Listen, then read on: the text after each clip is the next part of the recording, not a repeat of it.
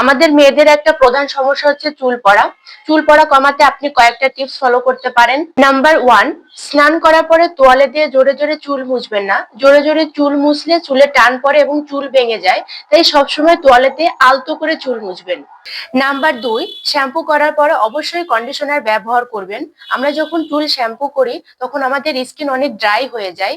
এই ড্রাই স্কিনে চুলের গোড়া থেকে তেল জাতীয় পদার্থ ক্ষরণ কিছুক্ষণের জন্য বন্ধ থাকে। কন্ডিশনার ব্যবহার করলে এই সময় কন্ডিশনার আমাদের চুলকে ড্রাই হওয়া থেকে প্রোটেক্ট করে, ফলে চুল পড়া অনেকটাই কমে যায়। নাম্বার 3, চুল কখনো শক্ত করে বা টাইট করে বাঁধা যাবে না।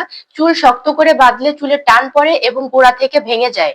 সবসময় একই টাইপের শ্যাম্পু ব্যবহার না করে বিভিন্ন রকমের শ্যাম্পু ব্যবহার করা, কারণ বিভিন্ন রকমের শ্যাম্পুর পুষ্টিগুণ আলাদা থাকে। তাই বিভিন্ন রকমের শ্যাম্পু যদি ব্যবহার করেন তাহলে চুল আরো বেশি পুষ্টিগুণ পাবে।